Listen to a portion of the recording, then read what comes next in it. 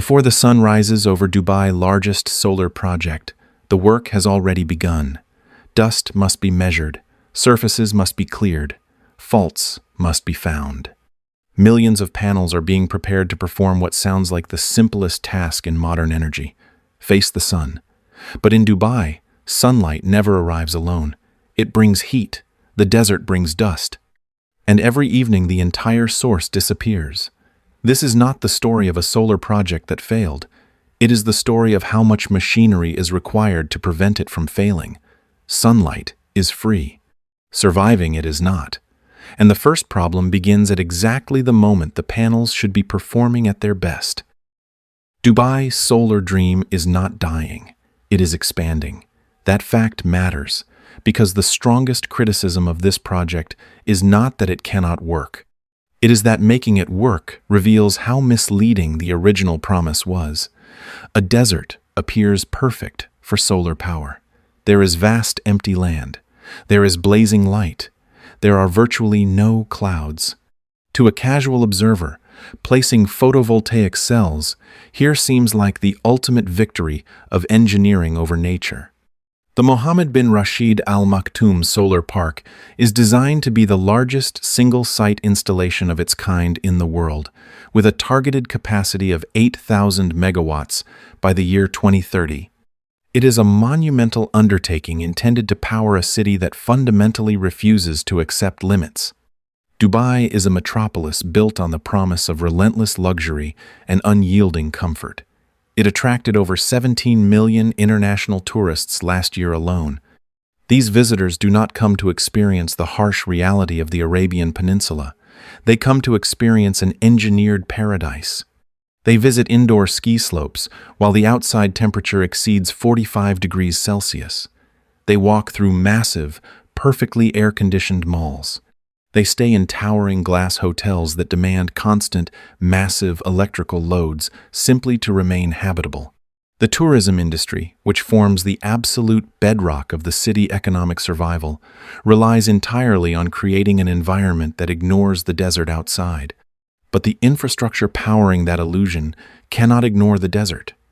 The solar park must sit in the absolute center of the extreme climate that the city works so hard to escape. This creates a fascinating vulnerability. The city requires energy to protect its economy from the heat, and it is asking solar panels to generate that energy by sitting directly inside the fire. The stakes have never been higher. Recent extreme weather events and unprecedented heat waves across the region have exposed the fragility of an economy entirely dependent on artificial cooling. If the power falters, the illusion breaks. The tourism model collapses. Therefore, the solar park cannot just be a symbol of green energy. It must be an industrial fortress. But a solar panel does not live on a map or inside an economic master plan. It lives inside an unforgiving physical environment. The most revealing image in this project is not the endless field of panels stretching toward the horizon. It is the machine that has to keep them clean. To understand why, we need to separate two things that are normally treated as one: light and heat. A solar panel is not a bucket.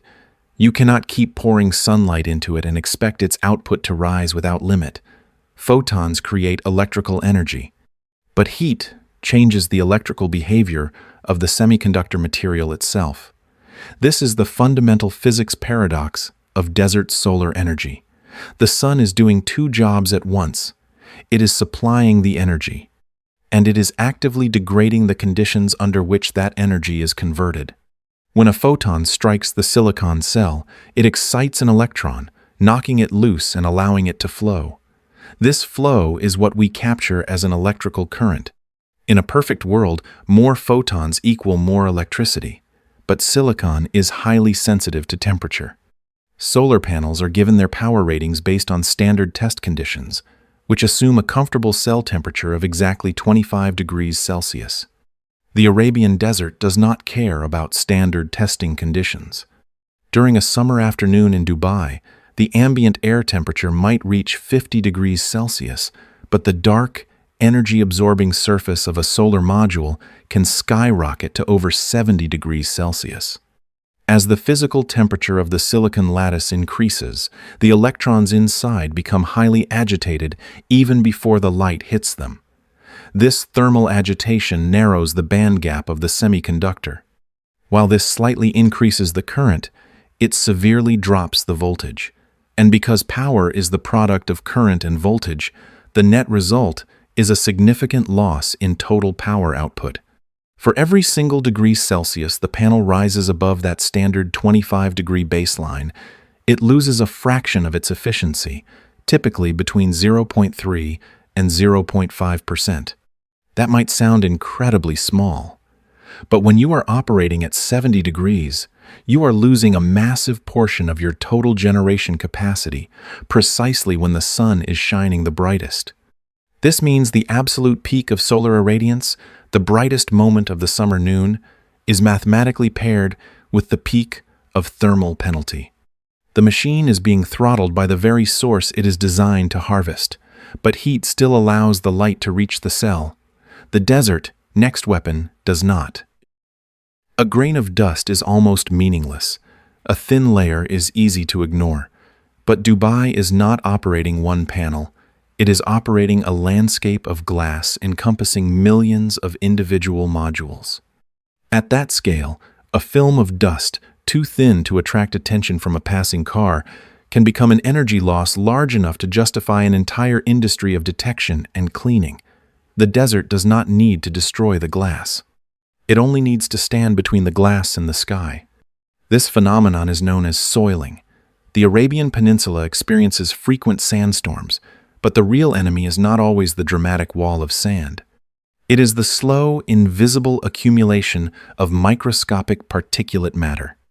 These tiny particles settle on the glass, absorbing, reflecting, and scattering the incoming photons before they can ever reach the silicon beneath.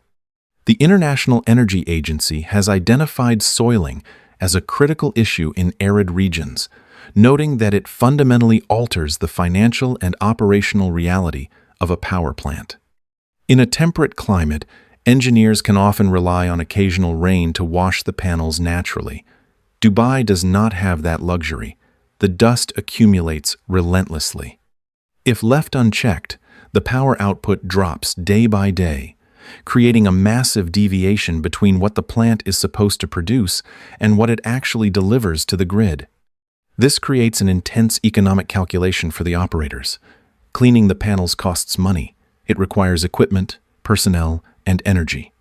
Not cleaning the panels costs money through lost electrical generation.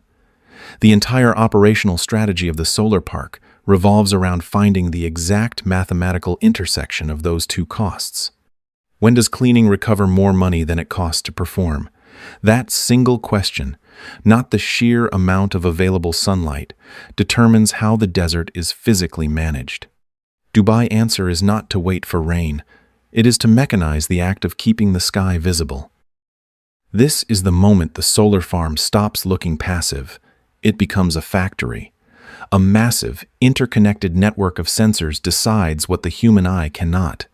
Forecasts estimate what each individual row of modules should be producing at any given second. Thermal cameras sweep the endless rows, searching for specific signatures of failure where heat should not be. Autonomous robots are deployed to restore the surface of the glass. The panels generate the electricity, but the flow of information determines whether they can continue doing it efficiently. To me, the heavy presence of robotics and maintenance crews does not weaken Dubai achievement. It reveals its true nature. Desert solar is not a passive surface placed under the sun. It is a highly active industrial process that must be managed continuously. The Dubai Electricity and Water Authority operates a dedicated research and development center directly on the site of the solar park. They are not just testing panels, they are testing the limits of operational survival. When a drop in power is detected on the grid, the system must immediately diagnose the cause. Is it a passing cloud? Is it an inverter failure? Or is it the slow accumulation of dust? Weather data is cross-referenced with electrical output. Drone flights equipped with high-resolution thermal imaging scan the modules from the sky. A hotspot reveals itself not as shattered glass, but as a bright red anomaly on a thermal monitor, indicating that a section of the panel is consuming energy instead of producing it, turning into a tiny heater due to shading or dust. Once the data confirms that soiling has crossed the acceptable threshold, the cleaning protocols are activated. Dry brushing robots, running on tracks or crawling directly over the glass, move across the arrays. They operate continuously, sweeping away the microscopic barriers to ensure the photons can reach their destination. This is a brilliant display of modern engineering, but it also exposes a fundamental truth. The simplicity of solar power is a myth. The core technology, the photovoltaic effect, has no moving parts. But the system required to keep that core technology alive in the desert is entirely composed of moving parts, complex algorithms, and continuous mechanical intervention. Dust can be removed, but not every form of damage remains on the surface. Dust is the enemy we can see. Aging is the one we cannot. One afternoon of extreme heat and blowing sand does not destroy a solar farm. The true test of this infrastructure is whether the exact same materials can survive thousands of consecutive afternoons. Energy may be renewable. The equipment harvesting it is deeply mortal. The daily cycle in the desert is brutal. Temperatures soar during the day, causing the metal frames, the glass, and the silicon wafers to physically expand. At night, the temperature plummets, causing those same materials to rapidly contract. This constant mechanical breathing, known as thermal cycling, puts immense stress on the microstructures of the panel. Day after day, year after year, this microscopic stretching and shrinking takes a toll. It affects the encapsulant materials that hold the layers of the panel together. It degrades the backsheets that protect the electrical components from the environment. It stresses the internal solder joints and the delicate metallic ribbons that carry the electrical current away from the cells. Microcracks begin to form in the silicon, invisible to the naked eye, but devastating to the flow of electrons.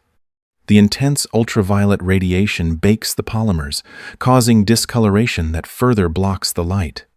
The International Energy Agency recognizes that extreme temperatures, combined with harsh environmental factors, significantly accelerate the degradation of photovoltaic modules. This forces the maintenance teams to conduct rigorous thermal inspections and insulation resistance testing to catch the silent decay before it causes a system failure. The engineering response is to build testing laboratories that simulate decades of desert exposure in a matter of months, trying to find materials that will break slower. They are fighting a war of attrition against thermodynamics and time. Even if every panel remained perfectly clean, perfectly cooled, and physically intact, the system would still face a problem no material science can solve: night. At noon, the sun arrives with too much heat, punishing the panels as they work. At sunset, it takes the entire energy source away completely. Dubai cannot shut down with the horizon. Its cooling systems, its homes, its roads, and its sprawling business districts remain fiercely active. The 17 million tourists who arrived expecting absolute luxury do not stop consuming electricity when the sky turns dark. In fact, as the intense heat of the day fades, the city comes alive, creating massive spikes in energy demand. So the solar project must do something a solar panel cannot do on its own. It must move sunlight through time. This is where the sheer scale of the Dubai operation moves from impressive to staggering.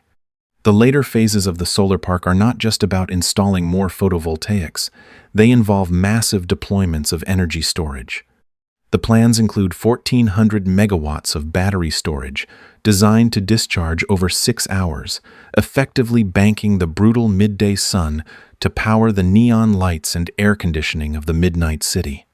When we casually call sunlight cheap, are we pricing only the glass panel sitting on the sand? Or are we pricing everything required to deliver its electricity exactly when the city demands it, long after the original energy source has disappeared? Storage technology, whether massive arrays of lithium-ion batteries or towering molten salt thermal receivers, is not evidence that solar power fails.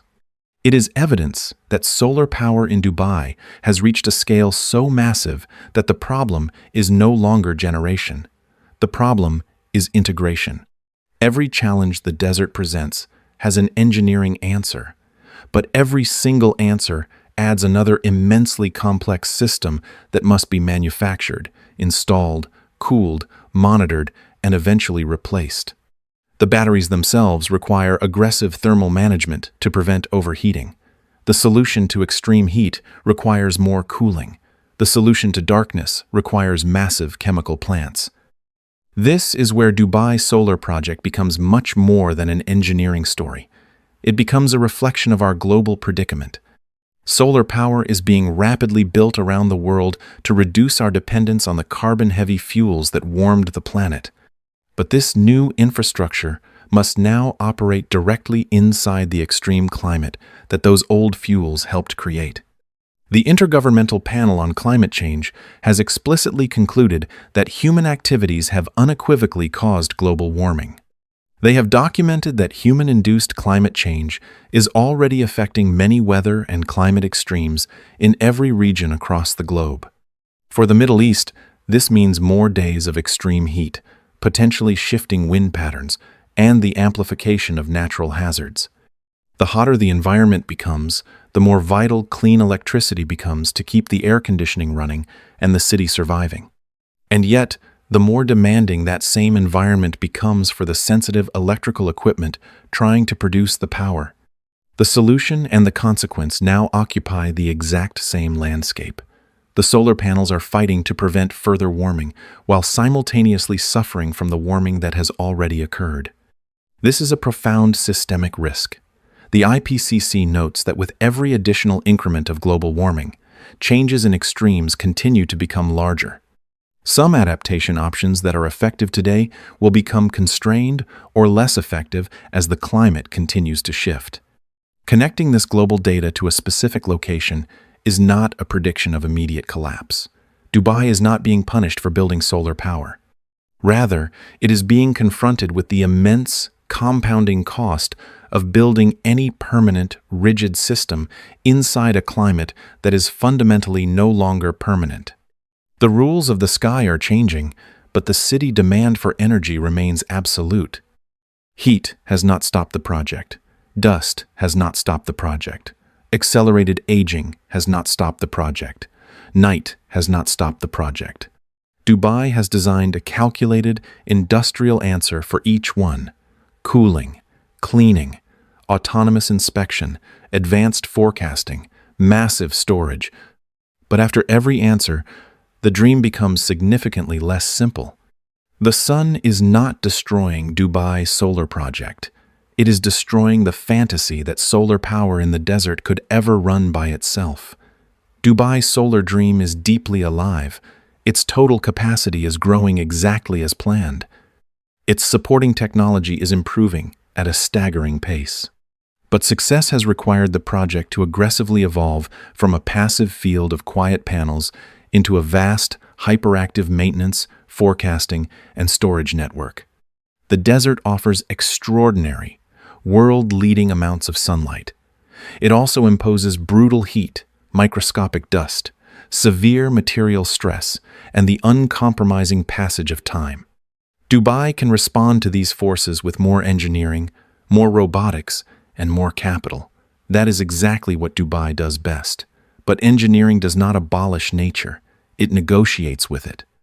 And every new layer of protection, every new sensor, every new cleaning robot becomes another complex layer that cannot be allowed to fail. The tragedy is not that Dubai chose solar power.